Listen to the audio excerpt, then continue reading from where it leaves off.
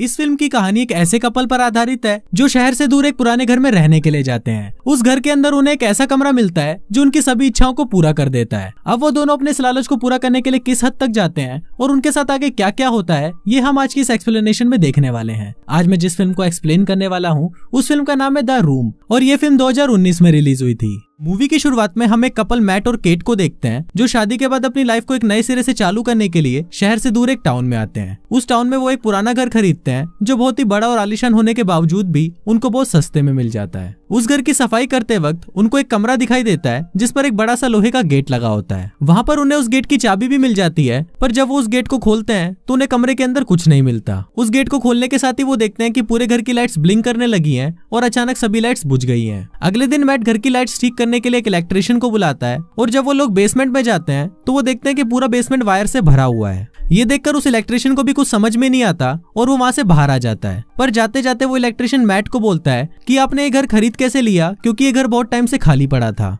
Mat जब उसे इसका रीजन पूछता है तो वो इलेक्ट्रिशियन उसे बताता है कि कुछ साल पहले इस घर में मर्डर हुआ था जिस वजह से कोई भी इसे खरीदना नहीं चाहता। उस इलेक्ट्रिशियन के जाने के बाद मैट उस घर में हुए मर्डर के बारे में जानने के लिए इंटरनेट पर सर्च करता है और उसे पता चलता है कि जिस आदमी ने मर्डर किया था उसका नाम जॉन डो था और अब वो एक मेंटल असाइलम में बंद है। अब मैट इस हादसे के बारे में सुनकर काफी परेशान हो जाता है और वो अपने साथ एक दारू की बोतल लेकर उसी लोहे के दरवाजे वाले रूम में जाकर बैठ जाता है। अब दारू की बोतल पूरी पीने के बाद मैट ये विश करता है कि काश उसके पास दारू की एक और बोतल होती। मैट के ऐसा बोलते ही घर की सारी लाइट्स ब्लिंक करने लगती है और अचानक उसके सामने दारू की एक और बोतल आ जाती है। ये देखकर मैट हैरान हो जाता है कि ऐसा कैसे हुआ। अगले दिन केट जब मैट को ढूंढते हुए उस रूम में आती है तो वो देखती है कि उस रूम में मैट के आसपास बहुत सारी महंगी पेंटिंग्स पड़ी हुई है। ये सब देखकर केट चौंक जाती है और वो मैट से पूछती है कि ये सब कहाँ से आई, पर मैट उसे इसका कोई जवाब नहीं देता और वो उसे एक विश मांगने के लिए बोलता है। अब मैट की बातों से केट को लगने लगता है कि शायद वो उसके साथ कोई मजाक कर रहा है और मजाक में ही केट $1 मिलियन की विश मांग लेती है। पर केट के ऐसा बोलते ही उसके सामने $1 मिलियन आ जाते हैं जिसको देखकर केट भी शॉक्ड हो जाती है। अब इन दोनों को लगने लगता है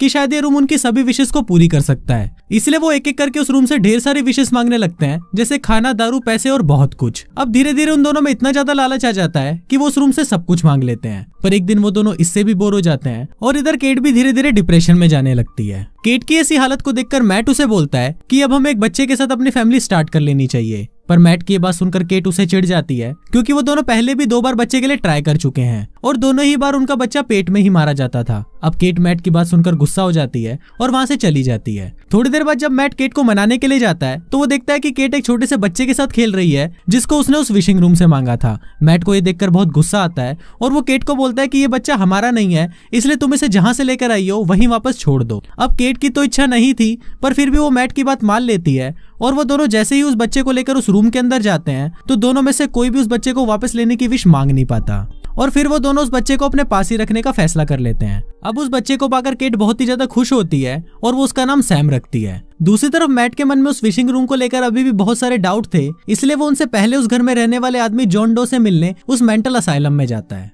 वहाँ पर मैट जॉन से उस रूम के बारे में पूछता है जिस पर जॉन उसे कोई भी जवाब नहीं देता। पर जाने से पहले वो मैट को बोलता है कि जितना जल्दी हो सके उस घर को छोड़कर चले जाओ वरना उनका लालच उन्हें एक दिन मार डालेगा। पर मैट जॉन की बातों पर बिल्कुल भी ध्यान नहीं देता और वहाँ से चला जाता है। रास्ते में मैट अपनी कार में पेट्रोल भरवाता है और जब वो पेट्रोल के पैसे देने के लिए अपनी जेब में हाथ डालता है तो वो देखता है कि जो पैसे उसने विशिंग रूम से उठाए थे वो सभी राख बन चुके हैं। मैट ये देखकर शॉक्ड हो जाता है और वो घर आने के बाद सीधा विशिंग रूम में जाकर वहाँ पड़े हुए पैसों को उठाता है और उन्हें खिड़की से बाहर फेंक देता है। खिड़की से बाहर फेंकते ही मैट जब उन पैसों को देखता है तभी वो पैसे उसी समय राख बन जाते हैं। इसके बाद वो एक पेंटिंग को उठाता है और उसे भी जब वो अपने घर के बाहर रखता है तो वो पेंटिंग भी राख बन जाती है। ये देखकर मैट अब और भी ज्यादा सोच में पड़ जाता है और वो इसके बारे में जानने के लिए पूरे घर की दीवारों को तोड़ना शुरू कर देता है। पर तभी वो देखता है कि पूरे घर में सिर्फ तारे ही बिछी हुई हैं। दूसरी तरफ केट सैम को लेकर बाहर घूमने जा रही होती है पर तभी मैट केट के पास आता है और उसे बाहर जाने से मना कर देता है। पर केट मैट की बात नहीं सुनती और वो सैम को लेकर बाहर चली जाती है। बाहर जाते ही केट देखती है कि सैम रोना शुरू कर देता है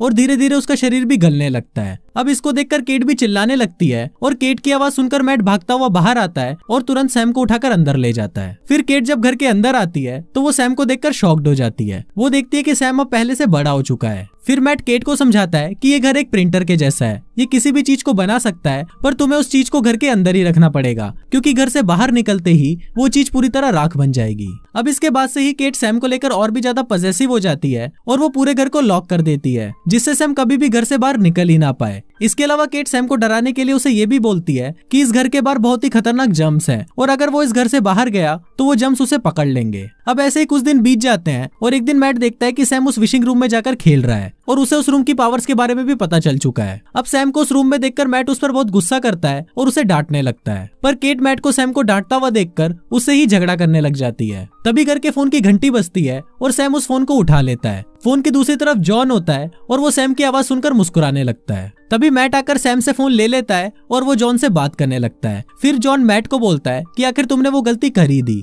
फिर मैट उससे पूछता है कि अगर इस बच्चे की उम्र बढ़ने से रोकना है तो हमें क्या करना पड़ेगा। इस पर जॉन उसे बताता है कि जिसे भी उस बच्चे ने विशिंग रूम से मांगा है उसे मरना पड़ेगा और उसके मरने के बाद ही वो बच्चा घर के बाहर भी जिंदा रह पाएगा। जॉन की ये बात सुनकर मैट उससे पूछता है कि तुम्हें इस बारे में कैसे पता, तो जॉन उसे बताता है कि वो भी उस रूम की विश से मांगा हुआ एक बच्चा था और उसे जिंदा रखने के लिए पहले तो उसकी माँ ने उसके बाप को गोली मार दी और उसके बाद खुद को गोली मार ली, जिसके कारण वो अब घर के बाहर भी जिंदा रह पा रहा है। दूसरी तरफ मैट और जॉन की बात केट भी सुन लेती है और वो सैम को बचाने के लिए खुद को मारने का फैसला करती है, पर थोड़ी देर बाद वो खुद को संभाल लेती है और वापस घर आ जाती है। रात को केट और मैट पलंग तोड़ घपाघप करते हैं और सैम चुपके से उन दोनों को देख रहा होता है। यहाँ पर हम देखते हैं कि सैम को केट और मैट का नजदीक आना बिल्कुल भी पसंद नहीं आता। अगले दिन सैम घर का दरवाजा खोलकर बाहर चला जाता है, पर मैट दरवाजे की आवाज को सुन लेता है और फिर वो दोनों भागते हुए नीचे आते हैं। नीचे आते ही वो दोनों देखते हैं कि सैम अब और भी ज्यादा बड़ा हो चुका है। सैम के हाथ में मैट की एक बंदूक होती है जिससे वो मैट को मारने की कोशिश करता है, पर तभी केट सैम के पास आती है और उसे शांत करने की कोशिश करती है। फिर सैम का ध्यान जैसे ही दूसरी तरफ जाता है तभी मैट उसे गन छीनने के लिए उसके पास आता है। अब दोनों में ही लड़ाई होने लगती है और जब केट उसको छुड़ाने के लिए उसके पास जाती है तभी उसे एक जोर का धक्का लगता है और उसका सिर एक पियानो से टकराता है, जिससे वो वहीं बेहोश हो जाती है। थोड़ी देर बाद जब केट को होश आता है तो वो देखती है कि उसके सामने सिर्फ मैट बैठा हुआ है। फिर केट मैट से सैम के बारे में पूछती है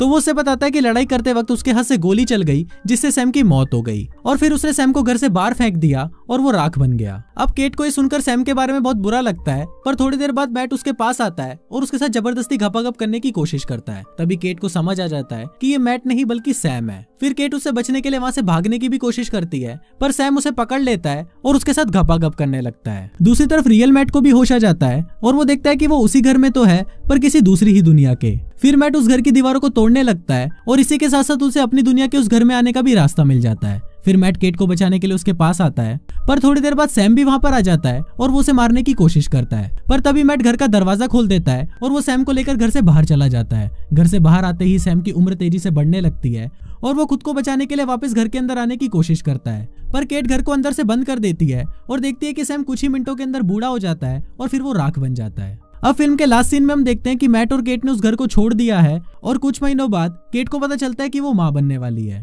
पर केट इस बात को जानकर शॉक्ड हो जाती है कि वो बच्चा मैट का नहीं बल्कि सैम का है और कुछ इसी तरह से ये फिल्म यहीं खत्म हो जाती है।